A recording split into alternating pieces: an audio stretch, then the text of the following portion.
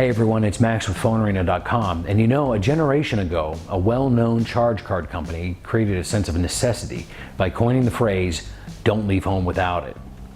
And before you knew it, wallets and purses around the world were carrying that little piece of essential green plastic everywhere they went.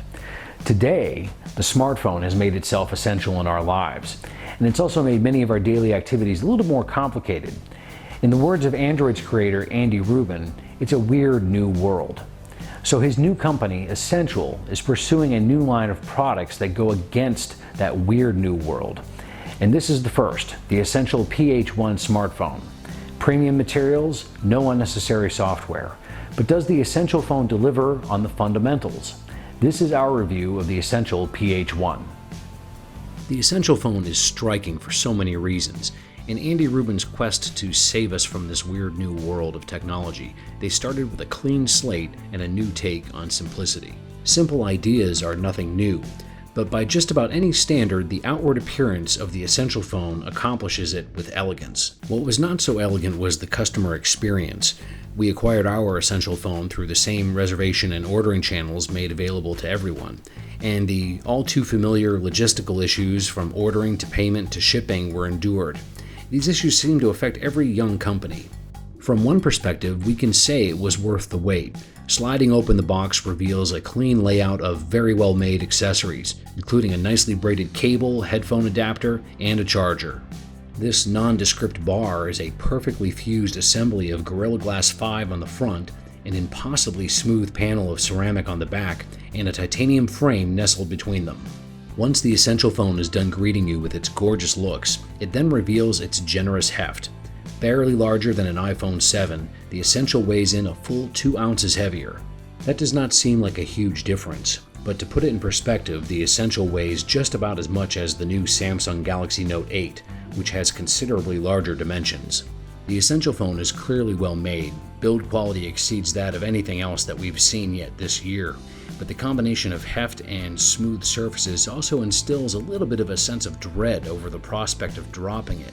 We never did drop it, but you definitely want to hold on because it feels pretty slippery. The volume rocker and power button are nice and clicky. They're also the only part on the Essential phone that overtly protrudes from the device. The excellent fingerprint sensor on the back gives up just the slightest seam. The dual cameras, flash, laser-assisted focus, and modular ports are all flush along the body. No unnecessary bumps to be found anywhere. Very nice. Elsewhere, the Essential has a single USB Type-C port. And while that may be the future, we still contend that a headphone jack is an essential item for the present. Now, we understand that the size of the Essential phone obviously puts space at a premium, but the absence of such a basic feature seems to run contrary to the objectives of the company. The 3.5mm adapter works great. Just make sure you don't lose it, because right now there's no apparent way to order a replacement from Essential. One thing that you will want to be mindful of if you choose to pick up an Essential phone is to not stick your SIM tool in the microphone when ejecting the SIM tray. We can assure you that we did not do this, but seeing how close together these two ports are around the SIM tray itself, someone is bound to do so by mistake, so fair warning. The Essential phone's display is a rather unusual 19:10 aspect ratio with 2K resolution of 2560 by 1312. At 5.7 inches, this LCD does not suffer any light bleed from the edges, delivering consistent illumination across the panel. We did encounter inconsistent points where the touchscreen would not respond to some inputs, requiring 2 or 3 attempts to execute a command.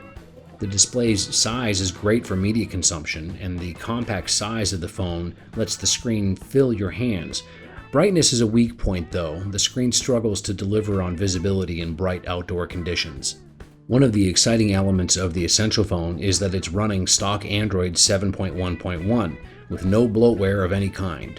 We like stock Android a lot. All of Google's services are available with no duplicate software to clutter things up.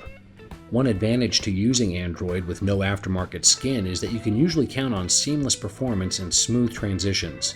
For whatever reason though, the Essential phone does not always provide top-of-the-line performance. In several instances, the touchscreen would be non-responsive, and then there were sometimes weird things that were having notifications indicated in the status bar, while the notification shade would be blank, and you couldn't clear it unless you restarted the device. And then, surprisingly, there were occasional stutters and jitters in the basic transitions within some of the applications. It didn't happen all the time, or even most of the time, but it happened enough that we have to mention it. It's unfortunate, too. The Essential phone is packing top-of-the-line components, like a Snapdragon 835 CPU, 4GB of RAM, and 128GB of storage. For what it's worth, though, when the jittery demons were not rearing their ugly heads, the device was as fast as anything in the current crop of flagships. In terms of connectivity, using the Essential phone on AT&T's network here in Northern California, the Essential phone had no problems keeping an LTE signal, and Wi-Fi performance was strong also. Two items that are not strong on the Essential phone are the cameras and the Essential Camera app, which is the only software that is not stock Android on the device. There are two 13-megapixel cameras on the back, one color and one monochrome. Color photos get fused with image data from both cameras to provide better quality. You can also take black and white only pictures. There's no gentle way to say this, but for a premium device that is supposed to have the essentials well in hand, the Essential phone falls well short of expectations. With sufficient light, indoor pictures look fine until you examine them up close. Details are overly softened and smoothed out, removing some of the detail that you might otherwise want to see. The black and white only pictures appear sharper, but processing takes a toll on those images too. Even outside, everything looks a lot better, but again, details still suffer. One of the things that Essential made a point of pride about was low-light performance optimization. Unfortunately, it's just not there. While its aperture isn't as large as what could be found on the new Samsungs or LGs, an f1.85 aperture is hardly a pinhole by comparison, yet low-light pictures are just darker with a lot more noise. Some of the detail fuzziness might be blamed on the lack of image stabilization, since there isn't any, but the bulk of the problem lies with the processing and the hugely disappointing camera app. This isn't about the simplicity of the camera interface. We have praised such arrangements before with the Google Pixel and the iPhone. Again, it's about performance and usability. While arguments can be made about being too simple, if you are going to go this route, there is no reason why the hardware should not be able to just work its way over the interface with no trouble. Focus times are slow, and being able to take rapid photos in succession is non-existent. The camera app also does not remember the little things either, so if you prefer HDR to remain on, you have to turn it on each time you open the app. Couple those inputs with touchscreen issues and general slowness in how responsive the camera app is, and at best, the experience is less than satisfactory. The 8-megapixel front-facing camera does quite a bit better. It takes pictures much faster, but it is purely a basic interface, nothing more. That said, the image quality is arguably better than what we got out of the main cameras. Videos taken with the Essential phone were also pretty good. Refocusing is pretty quick, and it does not wander. You can record up to 4K resolution up to 30 frames per second, or Full HD up to 60 frames per second. When it comes to consuming video and other media, the backlighting is even across the 5.7-inch LED panel, and the single speaker gets plenty loud too, which makes the Essential phone a great way to enjoy all sorts of content. And then when it comes to using the Essential phone as a phone, the call quality is excellent. We did not experience any dropped or failed call attempts, and the earpiece, this tiny sliver just above the front-facing camera, gets plenty loud with no distortion. The Essential phone is impressive in that, for a device that's about the size of a smaller iPhone, there's a battery that's nearly 50% larger. While arguably not essential per se, there is no wireless charging available, a feature that continues to find appeal. There is fast charging though. Battery life did not set any records, but the Essential phone repeatedly made it through full days of heavy use. This is a device that feels so good in the hands while you're using it.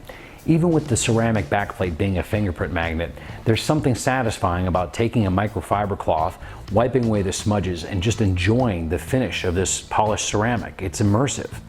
The hardware and materials here are second to none. But where the Essential phone exceeds in its design, it falls well short in practical execution. Much of that is due to the expectations set by Essential. Premium design, premium materials, premium performance, and a premium price tag. It's perplexing to see so much miss the goal with this high-end hardware. And that's apart from the camera and its disappointing app. They simply do not measure up at all.